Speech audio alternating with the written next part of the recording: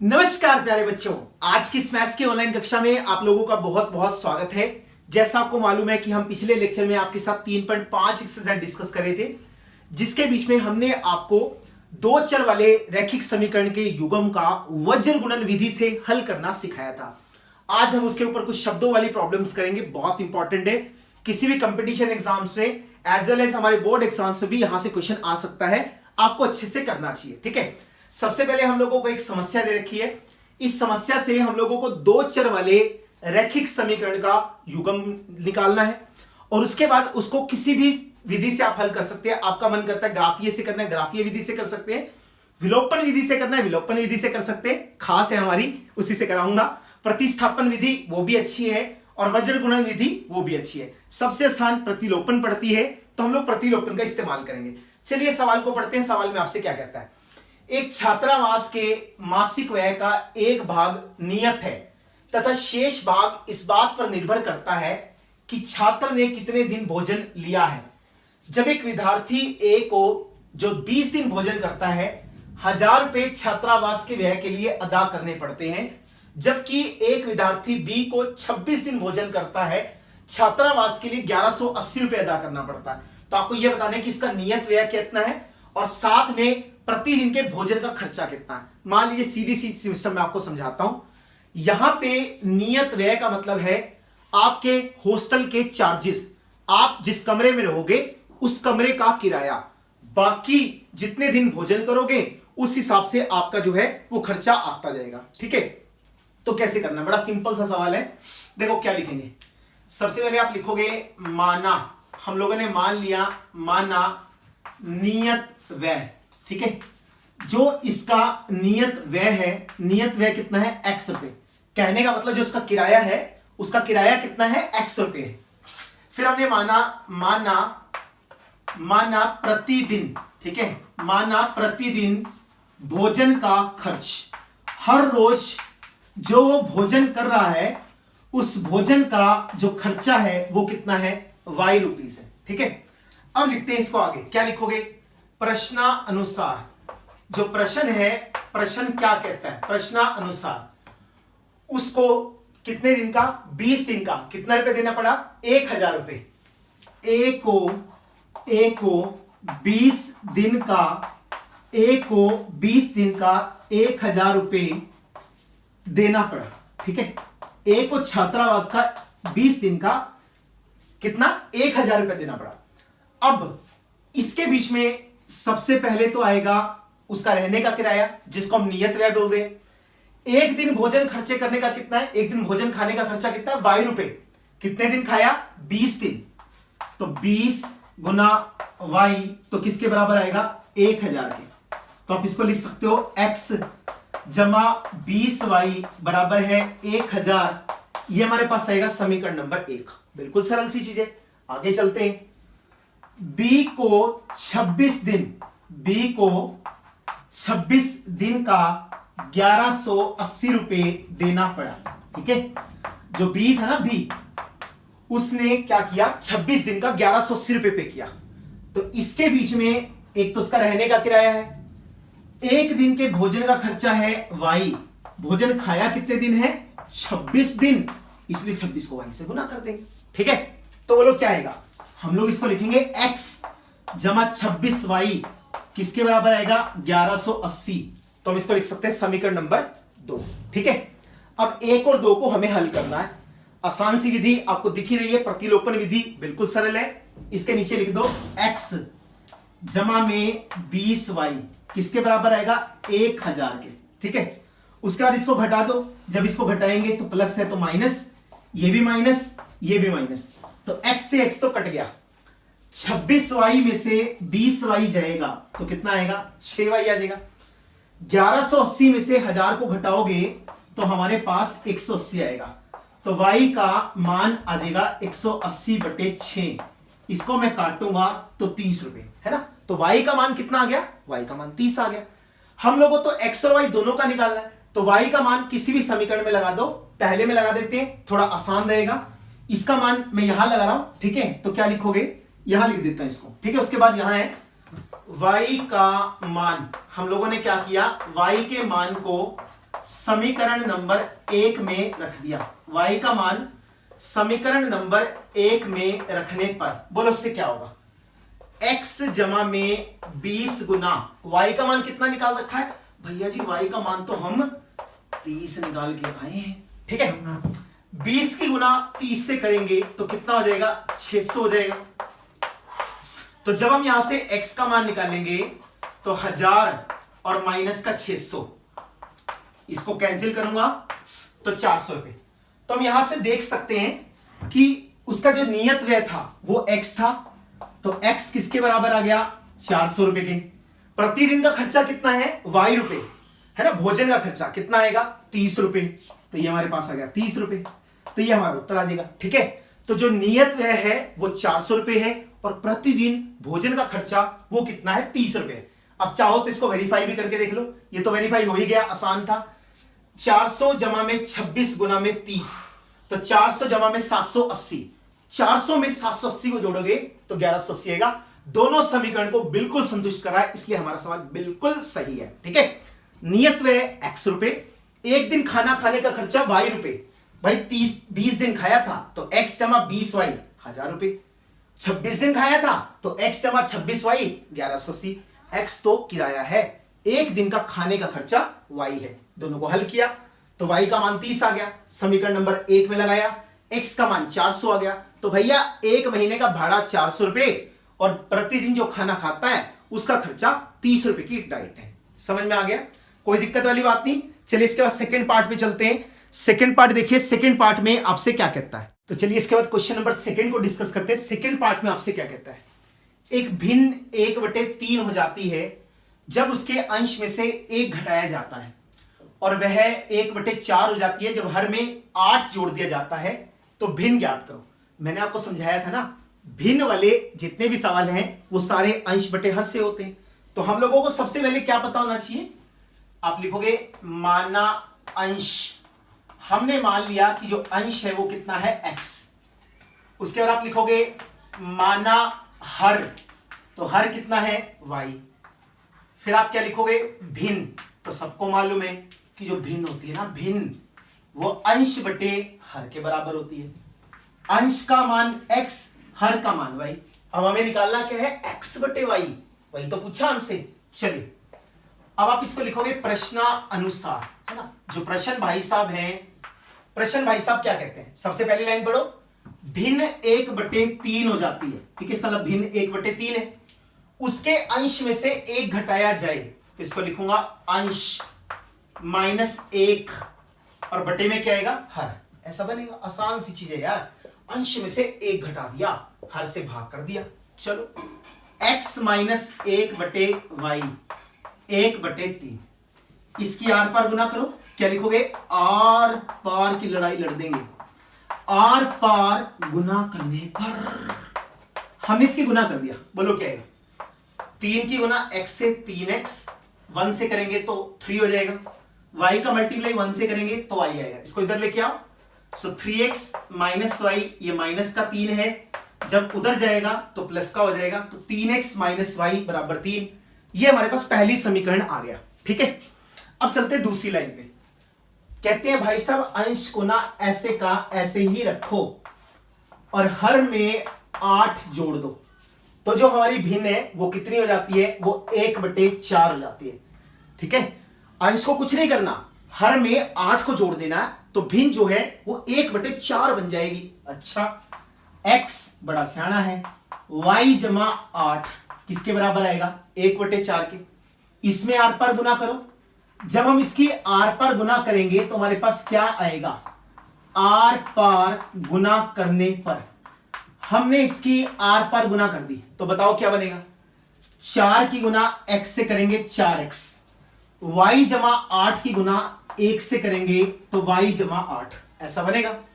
इसको खींच के इधर लाओ, 4x - y बराबर 8, ये हमारे पास बनेगा समीकरण नंबर 2, ठीक है जी। अब हम लोगों को 1 और 2 को हल करना, तो 1 को 2 के नीचे लगा देते हैं, 3x - y किसके बराबर है, 3 के, क्योंकि आप देख सकते हो y का जो गुणांक है वो बराबर है, सिंपली घटा दो, प्लस है तो माइनस, माइनस है तो प्लस, और यहां लिख देंगे माइनस और यहां लिखेंगे घटाने पर, हमने इसको घटा दिया। ठीक है, तो भैया जी y से y तो कट गया, 4x में से 3x जाएगा तो x आ जाएगा, 8 में से 3 जाएगा तो कितना आएगा 5। फिर हम क्या करेंगे, x का वैल्यू लगाएंगे किसमें, आइदर इन इक्वेशन नंबर 1 और इक्वेशन नंबर 2। तो आप क्या लिखोगे, x का मान समीकरण 1 में रखने पर, x का मान समीकरण नंबर 1 में रखने पर, बोलो समीकरण नंबर 1 क्या है, समीकरण नंबर 1 है 3x माइनस वाई बराबर 5। ठीक है, तो x का मान इसके बीच में लगा दो, तो 3 गुना 5 माइनस का y किसके बराबर आएगा, 5 के आएगा। 3 की गुना 5 से करेंगे 15, इस 5 के इधर लेके आओ, -5 ये उधर जाएगा तो क्या हो जाएगा, y आ जाएगा। ठीक है, ध्यान से देखते रहना, कोई गड़बड़ नहीं होनी चाहिए बिल्कुल भी। हमने क्या किया था, x का मान निकाला था, तो x का मान जो है वो ये आ गया, कुछ गड़बड़ होगी कहीं लगता है, देखो एक बार ध्यान से, कहीं गड़बड़ तो नहीं हुआ। 4x बराबर y जमा 8, तो 4x माइनस वाई बराबर 8, तो x का मान हमारे पास 5 आ गया, यहां गड़बड़ हुआ ना, 3x माइनस वाई जो है वो 3 के बराबर था, तो ये 3 आएगा यहां पे। ठीक है, तो यहां पे कितना आएगा, यहां पे 3 आएगा, तो y का मान 15 में से 3 जाएगा तो कितना हो जाएगा, 12 हो जाएगा। समीकरण नंबर 1 ये है ना, 3x माइनस वाई बराबर 3। हमें क्या निकालना था भैया जी, हमें तो भिन्न के दर्शन करा दो। भिन्न क्या थी, x बटे वाई, x का मान कितना निकाला है 5, हर का मान कितना निकाला है 12, तो ये हमारा उत्तर आएगा। हरियाणा बोर्ड के पॉइंट ऑफ व्यू से इस तरह के सवाल बहुत इंपॉर्टेंट है। कोई भी अगर आपके पास भिन्न वाला सवाल आता है तो अंश हर निकाल लो, भिन्न तो अपने आप प्रकट हो जाएगी। अंश को x माना, हर को y माना, अंश में से हम लोगों ने 1 घटाया, हर से भाग करा, 1/3 के बराबर आया, तो x माइनस 1 बटे में y 1/3, आर पार गुना करेंगे, 3x माइनस 3 बराबर y, इसको इधर लेके आऊंगा तो 3x माइनस वाई बराबर 3, इसको लिखूंगा तो 4x माइनस वाई बराबर 8, घटाएंगे तो ये हमारे पास x आएगा, यहां से 5 आएगा। इस x का मान समीकरण नंबर 1 में लगा दो, तो हमने किस में लगाया, इसमें लगाया। जब x का मान आप इसमें लगाओगे तो y का मान 12 आ जाएगा, तो भिन्न हमारे पास क्या थी, x बटे y, तो आंसर क्या आएगा 5/12। ठीक है, आगे चलते हैं, थर्ड पार्ट को पढ़िए। थर्ड पार्ट में क्या कहता है, इसके बाद हम लोग थर्ड पार्ट को देखते हैं। थर्ड पार्ट में देखिए आपसे क्या कहता है। थर्ड पार्ट करने से पहले ना आपको थोड़ा सा नेगेटिव मार्किंग का कंसेप्ट समझ में आना चाहिए। आप लोगों ने सुना होगा, आपके बड़े लोग कहते हैं, बड़े लोग मतलब जो भी आपसे बड़े हैं, जिन्होंने पेपर्स दिए हैं ऑब्जेक्टिव वाले, जिसमें 4 ऑप्शन आते हैं, तो बंदा ये बोलता है कि वहां पे आपको ना तुक्के नहीं लगाने चाहिए क्योंकि वहां नेगेटिव मार्किंग होता है। तो आज हम आपको थोड़ा सा नेगेटिव मार्किंग का मतलब समझाएंगे, जिस सवाल को समझने में आपकी भरपूर मात्रा में सहायता करेगा। ठीक है, ध्यान से सुनना। मान लो मेरे को एक पेपर मिला, उस पेपर के अंदर 10 प्रश्न थे, 10। फिर क्या कहता है कि अगर आपका उत्तर, या ऐसा लगा लो प्रत्येक प्रश्न जो है, प्रत्येक प्रश्न 5 अंक का है, 5 अंक का। ठीक है, आपसे कहता है अगर आपने सही किया तो आपको 3 नंबर मिले, सॉरी अगर आपने सही किया तो 5 नंबर मिलेंगे, और अगर आपने क्वेश्चन को गलत कर दिया तो -2 नंबर होंगे। कहने का मतलब जो सवाल 5 नंबर का था, अगर वो गलत हुआ, वो 5 तो जाएंगे जाएंगे, जितने आपके सही बन रहे हैं उसके बीच में से 2 को और घटा देंगे। मैं दिखाता हूं कैसे। 10 प्रश्नों के आप लोगों ने क्या किया, आप लोगों ने 10 के 10 प्रश्नों के जवाब दे दिए, 10 के 10 प्रश्नों के क्या किए, जवाब दे दिए। ठीक है, 10 प्रश्नों के जवाब दे दिए। ठीक है, या ऐसा करो, आप लोगों ने 8 प्रश्नों के जवाब दे दिए, 2 को छोड़ दिया। अगर आप लोगों ने 2 प्रश्नों को छोड़ दिया तो ना तो आपको उसके नंबर मिलेंगे और ना ही आपके उसके नंबर कटेंगे। अब इन 8 प्रश्नों में से 6 प्रश्न बिल्कुल सही हैं और 2 प्रश्न बिल्कुल गलत हैं, तो आप क्या कहते हैं, ये बताओ उसके कितने नंबर आएंगे। अब आप देखो, मैंने आपसे क्या कहा था कि अगर एक सवाल सही होगा तो कितने अंक मिलेंगे, 5। उसके सवाल सही कितने हैं, 6, तो 6 गुना 5, इसका मतलब उसके पेपर के अंदर 30 नंबर आने चाहिए थे, लेकिन उसने तुक्का मारा, 2 सवाल गलत कर दिए। एक सवाल गलत होने पे 2 नंबर कटता है, तो 2 सवाल गलत होने पे 4 नंबर कटेंगे। तो तो कहने का मतलब जो नंबर पहले उसके 30 आ रहे थे, 4 कटने की वजह से अब उसके 26 नंबर आएंगे।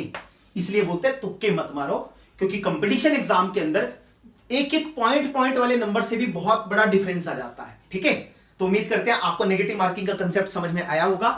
अगर आपने जवाब नहीं दिया तो नंबर ना तो कटेगा ना ही नंबर मिलेगा, लेकिन अगर आपने जवाब दिया, सही हुआ, तो 30 नंबर आ सकते थे अगर वो इन दो को गलत ना करता। 2 नंबर गलत होने की वजह से उसके नंबर कितने हो गए? 26 नंबर आए। उसके आने 30 चाहिए थे अगर वो गलत जवाब नहीं देता, बल्कि वो उतने करता जितने उसके आए थे। आपको सर 4 नंबर से क्या फर्क पड़ता है? भैया 4 नंबर से 15 हजार 20 हजार रैंक पीछे चला जाता है, इतना बड़ा फर्क पड़ता है। तो इसलिए आपको बोलते हैं तुक्के नहीं लगाने चाहिए। ठीक है, तो चलिए अब क्वेश्चन पे चलते हैं और क्वेश्चन को समझने की कोशिश करते हैं। क्वेश्चन हमसे क्या कह रहा है? ठीक है, ये जो क्वेश्चन है वो क्वेश्चन हमसे क्या कह रहा है? क्वेश्चन की स्टेटमेंट पढ़िए। आपसे कहते हैं कि लड़का है यश, उसने एक टेस्ट में 40 नंबर अर्जित किए। अगर उसको प्रत्येक सही उत्तर के लिए 3 मिले और गलत उत्तर पे उसका 1 काट लिया जाए, ऐसे ही अगर उसको सही उत्तर के लिए 4 नंबर दिए जाएं और गलत करने पे 2 काट लिए जाएं, तो यश को 50 अंक मिलते हैं। तो कहते हैं बताओ टेस्ट में कितने प्रश्न थे? सही है, इसका मतलब इसने यहां पे ये नहीं कहा कि वो जवाब ना दे। कहने वाला जितने भी प्रश्न हैं या तो वो उनका जवाब सही देगा या फिर उनका जवाब गलत देगा। छोड़ने वाला तो कुछ लिखा ही नहीं इसने। तो चलिए लिखते हैं, कैसे लिखेंगे? माना, हम लोगों ने मान लिया कि जो सही प्रश्न है ना, सही प्रश्न हमने मान लिया, सही प्रश्न कितने हैं? x। फिर आप क्या लिखोगे? माना गलत प्रश्न, जो गलत प्रश्न हुए, गलत प्रश्न कितने हुए? y हुए। समझ में आ गया? अब अगर मैं आपसे पूछूं भाई कोई बुद्धिमान प्राणी ये बताओ कुल प्रश्न कितने? भाई सीधी सी बात है, गलत वालों में सही वालों को जोड़ दो, टोटल मिला के ये प्रश्न है, ये हमें निकालना है। चलो अब चलते हैं प्रश्नानुसार। प्रश्नानुसार वो क्या कहता है? अगर सही करने पे कितने अंक मिले? 3। उसके क्वेश्चन सही कितने हैं? x। तो 1 सही करने पे 3 नंबर, तो x सही करने पे कितने मिलेंगे? 3 गुना x। भाई सीधी सी बात है, एक क्वेश्चन 3 नंबर का था, सही कर दिया तो 3 नंबर मिल गए। 5 क्वेश्चन सही किए तो कितने नंबर मिलेंगे? 3 गुना 5, वही तो लिखा। 1 गलत करने पे कितना नंबर काटता है? 1। गलत हुए कितने? y। ऐसे तो है, उसके इतने नंबर आने चाहिए थे लेकिन इतने कट गए, तो इसको माइनस करना पड़ेगा। अब टोटल मिला के इसको मिले कितने नंबर? मिले कितने नंबर? मिले कितने नंबर? 40। तो भैया जी 40 आ जाएगा, कोई बड़ी बात नहीं। तो 3x माइनस का y बराबर 40, ये आ गया समीकरण नंबर 1। कोई समस्या है तो बताओ इसमें। भाई एक जवाब सही होने पे 3 नंबर मिलते हैं, तो x जवाब सही होने पे कितने मिलेंगे? 3 गुना x। एक जवाब गलत होने पे कितना नंबर कटता है? 1। तो गलत हुए कितने? y। आगे चलो, अगर उसको सही उत्तर पे 4 अंक दिए जाएं, तो एक सवाल सही होने पे 4 अंक, सही हुए कितने हैं? x। तो 4 गुना x। एक गलत होने पे कितने कटते हैं? 2। कटे कितने हैं? कितने? y। और मिले कितने? 50। तो लिखो 4x माइनस 2y बराबर 50, ऐसे ही आएगा। अगर आप इसमें से 2 को कॉमन निकाल लो तो यहां 2x आएगा माइनस का y बराबर 50। इसको नीचे ले जाओ तो 2x माइनस y 50/2, इसको काटूंगा तो क्या आएगा? 25। इसको मैं लिखूंगा समीकरण नंबर 2। तो 2 समीकरण हमारे पास आ गए। सबसे पहला समीकरण हमारे पास है 3x माइनस y, किसके बराबर है? 40 के। और दूसरा समीकरण हमारे पास बराबर है 2x माइनस y, ये किसके बराबर है? ये हमारे पास बराबर है 25 के। ऐसे ही होगा ना, 3x माइनस वाई बराबर 40, 2x माइनस वाई बराबर 25। भाई सिंपल सी बात है, y वालों का गुणांक बराबर आ रहा है तो घटा दो, जैसे हम करते हैं। तो हमने क्या किया? हमने इसको घटा दिया। ठीक है, तो जब आप इसको घटाओगे तो क्या आएगा? प्लस है तो माइनस, माइनस है तो प्लस, प्लस है तो माइनस, ये तो कट गया। 3x में से 2x चला गया, कितना आएगा? x। 40 में से 25 चला गया तो कितना आएगा? 15। तो भैया जी x का मान तो पता लग गया, 15 आ गया। अब बात तो तब बने जब y का निकाल लो। y का क्या है? समीकरण नंबर 2 में लगा दो। x का मान बोलोगे अब तक तो 1 में लगाते रहे थे, कोई बात नहीं, 1 में लगा दो, कौन सी बड़ी बात है। x का मान समीकरण नंबर 1 में रखने पर हमने x का मान समीकरण नंबर 1 में रख दिया। बोलो क्या आएगा? जब इसको रखेंगे तो क्या आएगा बोलो, 3x माइनस का y किसके बराबर है, 40 के। तो x का मान लगा दो, 3 गुना 15 माइनस का y बराबर 40, 45। इसको इधर लेके आऊंगा, माइनस का 40, ये उधर जाएगा प्लस का y, तो y जो है उस y का जो मान है वो कितना आ गया, 5। तो अब आप यहां से देख सकते हो सही प्रश्न कितने हैं, 15, गलत प्रश्न कितने हैं, 5, टोटल प्रश्न कितने हैं, 15 प्लस 5 तो 20।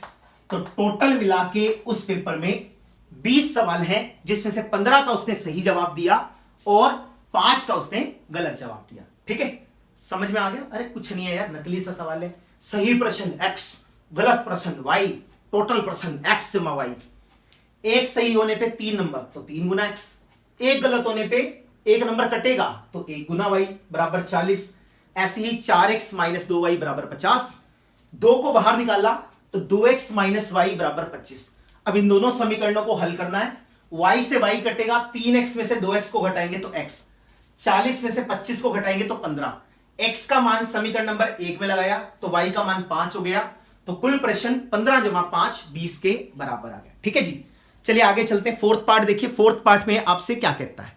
तो चलिए इसके बाद फोर्थ क्वेश्चन को पढ़ते हैं। फोर्थ क्वेश्चन आपसे क्या कहता है। फोर्थ क्वेश्चन अगर आप मुझसे पूछोगे मुश्किल है तो मैं बोलूंगा मुश्किल है। आप मुझसे पूछोगे क्या समझ में आ सकता है, मैं बोलूंगा बिल्कुल आ सकता है। आप बोलोगे फिर हम कर सकते हैं, बिल्कुल धूम धड़ाके से कर सकते हैं, आसान है अगर आप समझ पाए तो। 2 चीजें समझ लेना भाई साहब, कहानी खत्म है। देखो सबको मालूम है ना, सबको मालूम है, सबको साइंस बहुत अच्छे से आती है। 9th क्लास की साइंस खूब अच्छे से पढ़ी है ना, सबने पढ़ा चाल, है ना। चाल क्या होती है सबको मालूम है, दूरी बटे में समय, ऐसे होता है। जो चाल है वो दूरी बटे समय। हम कहते हैं एक गाड़ी 20 किलोमीटर प्रति घंटा की स्पीड से चल रही है, तो इसका मतलब क्या है, इसका मतलब है 1 घंटे में 20 किलोमीटर चलती है। यही मतलब है 1 घंटे में 20 किलोमीटर चलती है। और कोई अगर आपसे ये कहे, कोई अगर आपसे ये कहे ये बताओ 5 घंटे में कितना चलेगी, तो आप बता दो कि कौन सी बड़ी बात है। 1 घंटे में 20 चलती है, 5 घंटे में 5 गुना 20 बराबर 100 किलोमीटर। तो इसका मतलब 1 घंटे में ना 100 किलोमीटर, सॉरी 5 घंटे में वो 100 किलोमीटर चलेगी। ऐसे ही तो होता है। और मोटे मोटे शब्दों में बोलूं तो समय निकालने का सीधा सा मतलब है दूरी को, है ना। अगर मैं क्या निकालना हूं, दूरी निकालना चाहता हूं, दूरी ना, गलती से लिखा गया, दूरी निकालनी, तो हम इसको लिखेंगे क्या, समय गुना चाल। अगर मैं चाल को समय से गुना कर दूं तो दूरी मिल जाती है। इतने की तो जरूरत ही नहीं पड़ती। मैं आपको एक सीधी सी चीज समझाता हूं। देखो एक गाड़ी की स्पीड x किलोमीटर प्रति घंटा है, एक गाड़ी की स्पीड x किलोमीटर प्रति घंटा है। इसका 1 घंटे में कितना जाएगी, x किलोमीटर। अगर मैं आपसे पूछूं 10 घंटे में कितना चल जाएगी, आप बोलते सर 1 घंटे में x किलोमीटर जाता है, तो 10 घंटे में कितना जाएगा, 10 घंटे में 10 गुना x किलोमीटर जाएगा। बस ये समझना, समझ में आई तो सवाल की कहानी खत्म है। ठीक है, चलो क्वेश्चन देखते हैं क्या है। क्वेश्चन देखिए क्या है। एक राजमार्ग पर 2 स्थान A और B 100 किलोमीटर की दूरी पे हैं। ध्यान से सुनना जो मैं बता रहा हूं। एक राजमार्ग है A ऐसे करके, ये A है, ये B है, दोनों के बीच में 100 किलोमीटर की दूरी है। ठीक है, फिर क्या कहता है, एक कार A से, है ना, एक कार है वो A से चली, एक कार B से चली, सेम टाइम पे यहां से चलती है फिर वहां से चलती है। यदि ये कारें भिन्न भिन्न चालों से एक दिशा में चले, कहने का मतलब ये इधर भाग रहा है और इसके वाला झोटी बुग्गा या जो भी कार है वो भी इधर भाग रहा है। कहने का मतलब ए बी इस डायरेक्शन में भाग रहा है और बी भी इस डायरेक्शन में भाग रहा है। अगर ए की स्पीड बी की स्पीड से ज्यादा है तो पक्का है थोड़े टाइम के बाद ए बी को क्रॉस करेगा, है ना। मान लो मैंने कहा 100 किलोमीटर पर आवर की स्पीड से भाग, ये 10 किलोमीटर पर आवर की स्पीड से भागती है, तो सीधी सी बात है कुछ समय के बाद ये इसको क्रॉस करके आगे चली जाएगी। आपसे कहता क्या है, ये कारें भिन्न भिन्न दिशा में 5 घंटे चलने पे मिलती है। तो हमने क्या कहा, हमने कहा बबुआ घुमा ले, 5 घंटे तक रुकना नहीं है। 5 घंटे हो गए, 5 घंटे होने पे, है ना, जो ट्रेन जो गाड़ी ए थी वो भी यहां पे आके खड़ी होगी, और जो गाड़ी बी थी वो भी यहां पे आके खड़ी होगी। यही तो मतलब है। 5 घंटे के बाद ए भी पी पे पहुंच गया, बी भी पी पे पहुंच गया। एक तो सिचुएशन ये दे रखी है। दूसरी सिचुएशन आपसे क्या कहता है, एक राजमार्ग है ए और बी, ठीक है जी। ये अपनी गाड़ी लेके यहां खड़ा है और ये अपनी गाड़ी लेके यहां खड़ा है। अब उसने क्या बोला, विपरीत दिशा में चल रहा है, तो टक्कर मारेंगे ऐसे करके, है ना। ये यहां से गाड़ी लेके गया, ये यहां से गाड़ी लेके आया, बीच में मिल गए एक बिंदु पी के ऊपर, ठीक है। कितने घंटे के बाद, 1 घंटे के बाद। और ये कितने घंटे के बाद था, ये था 5 घंटे बाद, ठीक है।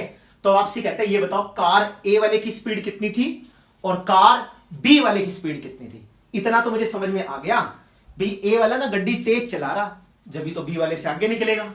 और यहां पे आके टक्कर नहीं मारते, बस इस बिंदु पे आके रुक जाएंगे ना। दोनों के दोनों जहाज ले रखा है भाई साहब, एक दूसरे के ऊपर चढ़ा देंगे ऐसे ले आके, और इस बिंदु के ऊपर आके रुक जाएंगे। सही है कि नहीं। चल शुरू करते हैं, कैसे करेंगे देखो। इस सवाल को करना है तो आप लिखो, माना कार ए की चाल, जो ए स्थान से चली थी ना, उसकी चाल हम लोगों को निकालनी है। मैंने लिखा x किलोमीटर प्रति घंटा। अच्छा, बड़ी अच्छी बात है। माना कार B की चाल, जो कार B से चली है उसकी चाल कितनी है, उसकी चाल है y किलोमीटर प्रति घंटा। यही तो मतलब वो हमें x और y का मान निकालना है। हमने बोला जो कार A से चल रही है उसकी स्पीड है x किलोमीटर प्रति घंटा, जो B से चल रही है उसकी स्पीड है y किलोमीटर प्रति घंटा, ठीक है। सबसे पहले क्वेश्चन में ध्यान से पढ़ना, मैं लिख रहा हूं 5 घंटे बाद। इसका मतलब ए वाली गाड़ी कितना टाइम चली होगी, 5 घंटे।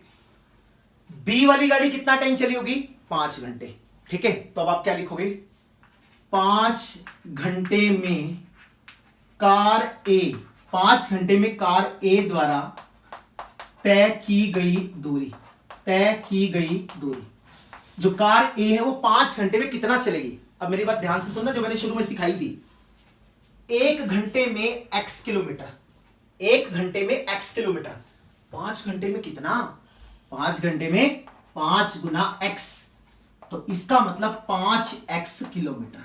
यही बनेगी बात, हाँ या ना। बिल्कुल होगा। 1 घंटे में x किलोमीटर, 5 घंटे में 5x किलोमीटर। चला कितना, a से लेके p तक का, इसका मतलब AP की दूरी आ गई 5x किलोमीटर। कोई समस्या वाली बात नहीं। अब 5 घंटे में कार B द्वारा, 5 घंटे में कार B द्वारा तय की गई दूरी, कितनी दूरी तय करेगा, BP, ऐसे ही आएगा। तो आप क्या लिखोगे, 5 गुना y, तो इसको मैं लिखूंगा 5y किलोमीटर। यही तो मतलब है भाई। 1 घंटे में कितना चली, 5x, सॉरी y, तो 5 घंटे में कितना चलेगी, 5y।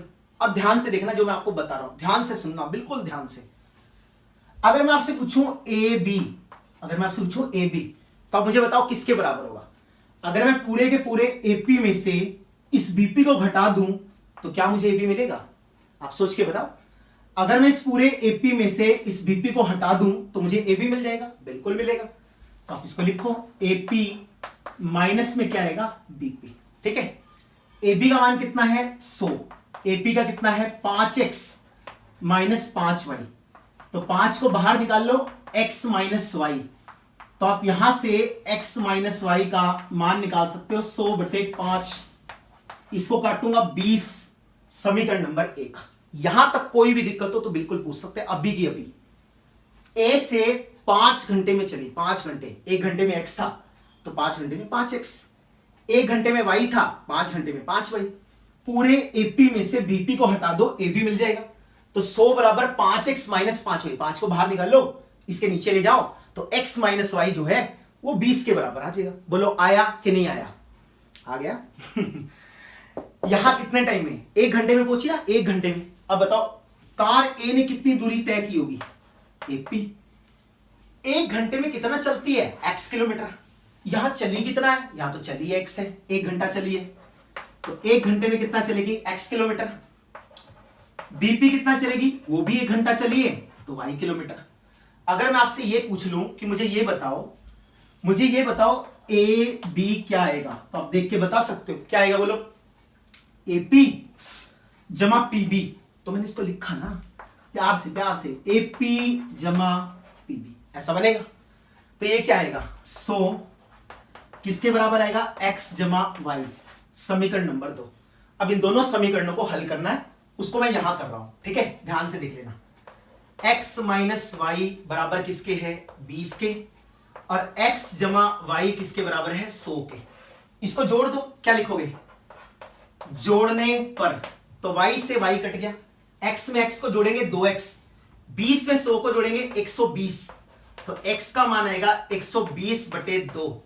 इसको काटूंगा तो 7 किलोमीटर प्रति घंटा, 60 किलोमीटर प्रति घंटा, ठीक है। अब हमें y का मान निकालना है, तो x का मान लगा दो समीकरण नंबर किसमें, समीकरण नंबर 2 में, आसान पड़ेगा। x का मान 2 में लगाने पर क्या होगा, बोलो। x जमा वाई किसके बराबर था, 100 के, तो x का मान कितना आ गया, 60, तो ये 60 उधर जाएगा, तो 100 माइनस 60, तो हम इसको लिख सकते हैं 40 किलोमीटर प्रति घंटा, ऐसा हमारा आंसर है। तो जो कार A से चली थी उसकी स्पीड है 60 किलोमीटर प्रति घंटा, और जो B से चली थी उसकी स्पीड है 40 किलोमीटर प्रति घंटा। सिर्फ और सिर्फ थोड़ी सी समझने की बात है, बाकी सवाल में नकली कुछ भी नहीं है, ठीक है। जो कार A से चली थी उसकी स्पीड x किलोमीटर प्रति घंटा, जो B से चली थी y किलोमीटर प्रति घंटा। 5 घंटे A वाली चले, कितना, AP, तो कितना होगा 5x। B से चली थी BP, तो कितना होगा 5y। पूरे AP में से BP को हटा देंगे तो 100 आ जाएगा, तो 5x माइनस 5y बराबर 100। 5 को बाहर निकाला, नीचे ले जाएंगे, कट पिट के x माइनस वाई 20। 1 घंटे में एक दूसरे की तरफ, तो जब ये 1 घंटे चलेगी तो कितना आएगा x, जब ये 1 घंटे चलेगी तो कितना आएगा y, तो x जमा y कितना आएगा 20, x जमा y कितना आएगा 100 है ना टोटल मिला के। दोनों को हल करके x का मान 60 किलोमीटर प्रति घंटा, y का मान 40 किलोमीटर प्रति घंटा। उम्मीद करते हैं आपको क्वेश्चन समझ में आया होगा। लास्ट पार्ट रह गया, लास्ट पार्ट को देखिए, फोर्थ पार्ट को क्या कहता है। तो चलिए अब हम इसके लास्ट पार्ट को देखते हैं। एक आयत का क्षेत्रफल 9 वर्ग मात्रक कम हो जाता है यदि इसकी लंबाई को 5 इकाई कम कर दिया जाए और चौड़ाई को 3 इकाई बढ़ा दिया जाए। यदि हम उसकी लंबाई को 3 इकाई और चौड़ाई को 2 इकाई बढ़ा दें तो उसका क्षेत्रफल 67 वर्ग इकाई बढ़ जाता है। तो आपको आयत की विमाएं ज्ञात करनी, विमाओं का मतलब है उसकी भुजाएं ज्ञात करनी है, ठीक है। तो चलते हैं इस क्वेश्चन की तरफ। आसान है, थोड़ा सा ध्यान से देखना। हमने लिखा माना आयत की लंबाई, ठीक है, जो आयत है उसकी लंबाई। इंग्लिश में लंबाई को लेंथ कहते हैं, इसलिए मैं इसको एल लिख रहा हूं, सवाल करने में थोड़ा आसानी रहेगा हम लोगों को, ठीक है। तो हमने मान लिया कितनी है x इकाई, जो इसकी लंबाई है वो कितनी है x इकाई है। माना आयत की चौड़ाई, जो आयत है ना आयत, उसकी जो चौड़ाई है उसको इंग्लिश में ब्रेड्थ कहते हैं, ब्रेड्थ। तो मैंने पहला b उठा लिया, उसको मान लिया y इकाई। आप सोच रहे होगे ये क्यों लिखी जा रहा है, काम आएगा, छोटा सही लगेगा, नहीं लिखना तो मत लिखो यार, कोई फर्क नहीं पड़ता। ये लो खुश।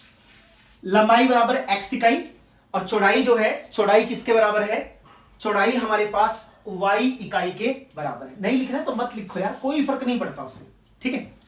चलिए फिर आप क्या लिखोगे, आयत का क्षेत्रफल। मुझे बताओ आयत का क्षेत्रफल क्या होता है ना, बच्चे को पता है, बस सिखा देते हैं। x गुना y, तो क्या आएगा xy वर्ग इकाई, ठीक है, क्योंकि जो क्षेत्रफल होता है वो हमेशा वर्ग में होता है, तो xy वर्ग इकाई, ऐसा बनेगा। चलो अब आ जाओ प्रश्न पे। प्रश्न भाई साहब को पकड़ लेते हैं और पूछ लेते हैं भाई चाहता क्या है, प्रश्न बोल क्या कहता है। प्रश्नानुसार लंबाई को 5 इकाई कम कर दिया जाए, यही बोला, लंबाई को 5 कम कर दो, यही कह रहा। चौड़ाई को 3 इकाई बढ़ा दो, चौड़ाई को 3 इकाई बढ़ा दो। अब आपको मालूम है लंबाई को चौड़ाई से गुना कर रहे हैं तो भैया जी क्षेत्रफल तो आना ही है, बस फर्क ये है कि ये कहता है 9 वर्ग इकाई कम हो जाता है, 9 वर्ग मात्रा कम हो जाता है। इसका मतलब जितना क्षेत्रफल पहले था उसमें से 9 कम हो जाएगा। सही है। अब लंबाई कितनी है x, चौड़ाई कितनी है y, क्षेत्रफल कितना है xy, और इसको लिखूंगा तो क्या आएगा माइनस का 9। गुना करो, x की गुना y से करेंगे तो क्या आएगा xy, x की गुना 3 से करेंगे तो क्या आएगा 3x, 5 की गुना y से करेंगे तो माइनस का 5y, और माइनस 5 की गुना 3 से करेंगे तो माइनस का 15। किसके बराबर आएगा xy माइनस 9। तो आप देख सकते हो xy प्लस का उधर ले जाऊंगा तो माइनस का कट जाएगा। ठीक है, तो इसको लिखो क्या बना 3x माइनस का 5y, इसको उधर ले जाएंगे माइनस का 9 जमा में 15, तो ये हमारे पास आएगा 3x माइनस का 5y बराबर 6। समीकरण नंबर 1। बोलो कोई दिक्कत नहीं इसमें, बिल्कुल आसान, कुछ किया ही नहीं हम लोगों ने, जैसा उसने कहा था वैसा कर दिया। आगे क्या कहते हैं, लंबाई को 3 इकाई बढ़ा दो, तो लंबाई में 3 बढ़ा दिया, चौड़ाई को 2 बढ़ा दो, तो भैया जी लो चौड़ाई में 2 बढ़ा दिया, तो लंबाई को चौड़ाई से गुना करा क्षेत्रफल, तो क्षेत्रफल में 67 वर्ग इकाई बढ़ा देंगे। ऐसा ही तो लिखा है भाई, 67 वर्ग इकाई इसका क्षेत्रफल बढ़ जाता है। चलो इसको लिखते हैं x जमा 3, और इसको लिखूंगा y जमा 2। क्षेत्रफल क्या आएगा xy, और जमा में क्या आएगा 63। ठीक है, इसकी गुना करो, x की गुना y से करेंगे तो क्या आएगा xy, x की गुना 2 से करेंगे 2x, 3 की गुना y से करेंगे 3y, 3 की गुना 2 से करेंगे 6, और इसको मैं लिखूंगा तो xy जमा में क्या आएगा 67। बोलिए आएगा कि नहीं आएगा ऐसे? अरे आसान है यार, कुछ है ही नहीं इसमें।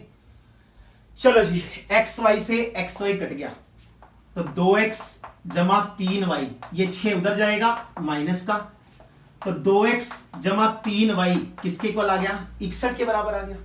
इसको उठा के ले जाओ, क्या है 3x माइनस 5y किसके बराबर है 6 के। अब इन दोनों समीकरणों को हमें हल करना है। ये समीकरण नंबर 2 है, ये समीकरण नंबर 1 है। ऊपर वाले की गुना करेंगे किसके साथ 3 के साथ, नीचे वाले की गुना करेंगे किसके साथ 2 के साथ। समझ में आ रहा है ना क्यों करेंगे, उससे x का गुणांक बराबर हो जाएगा। तो बोलो क्या आएगा 6x 9y 3 6 18, 2 से गुना करो क्या आएगा 6x माइनस का 10y, इसको लिखूंगा 12, तो x का गुणांक बराबर हो गया, घटा दो इसको, तो क्या लिखेंगे प्लस है तो माइनस, माइनस है तो प्लस, प्लस है तो माइनस, ये कटेगा इससे। 9 में 10y को जोड़ेंगे तो कितना आएगा 19y, 183 में से 12 जाएगा तो सबको मालूम है 171 होता है, तो y का मान आएगा 171 बटे 19। इसको काटूंगा तो 19 में कितना होता है 171, तो y का मान तो आ गया, y का मान कितना आ गया, y का मान 9 आ गया। अब y का मान समीकरण नंबर 1 पे लगा लो, क्या लिखोगे y का मान, यहां लिख रहा हूं मैं y का मान सफेद वाले चौक से लिख रहा हूं, ठीक है। y का मान समीकरण 1 में रखने पर बोलो क्या होगा 3x, y का मान कितना है, y का मान है 9, माइनस का 5 गुना 9 बराबर 6, 3x माइनस 45 बराबर 6, ये 45 उधर जाएगा तो 6 जमा 45, तो 3x बराबर 51, तो x का मान आएगा 51 बटे 3, काट दो तो कितना आएगा 17 मात्रक। ठीक है, तो उसने हमसे इसकी भुजाएं पूछी थी। अब मात्रक लिख दो, इकाई लिख दो, एक ही मतलब होता है, टेंशन नहीं लेना उसका। तो इसका मतलब x जो हमारे पास है वो तो आया 17 इकाई, और y जो हमारे पास आया वो आया 9 इकाई। तो ये उसकी भुजाएं हैं जो हमें निकालनी थी। बस आपको इसी चीज का ध्यान रखना है। बहुत सारे लोग यहां पे xy नहीं लिखते हैं। क्षेत्रफल 9 नहीं होता है, क्षेत्रफल 9 घट जाएगा, क्षेत्रफल 67 बढ़ जाएगा, तो क्षेत्रफल में 67 को जोड़ेंगे। ठीक है, तो ये हमारे पास क्या बनने वाला है, ये हमारे पास बनेगा 3x माइनस 5y बराबर 6, और ये समीकरण बना 2x जमा 3y बराबर 61। ऊपर वाले को 3 से गुना, नीचे वाले को 2 से गुना, 6x से 6x कट गया, 19y बराबर 171, तो y का मान कितना आ गया 9। इस y के मान को समीकरण नंबर 1 में लगाया तो x का मान 17। ठीक है, तो लंबाई आ गई 17 मात्रक और चौड़ाई आ गई 9 मात्रक। उम्मीद करते हैं वीडियो आपको अच्छा लगा होगा, यूजफुल भी लगा हो। तो प्लीज इसको लाइक कीजिए। चैनल को सब्सक्राइब नहीं किया तो चैनल को सब्सक्राइब करना बिल्कुल मत भूलिए। अपने फ्रेंड सर्कल में भी बताइए ताकि वो सारे लोग भी घर बैठ के शांति से अपनी पढ़ाई को कर सके। ठीक है, इसी प्रकार हमारे साथ जुड़े रहिए, बम पटाखे फोड़ते रहिए। नेक्स्ट वीडियो में मिलेंगे एक्सरसाइज नंबर 3.6 के साथ। तब तक के लिए बेस्ट ऑफ लक।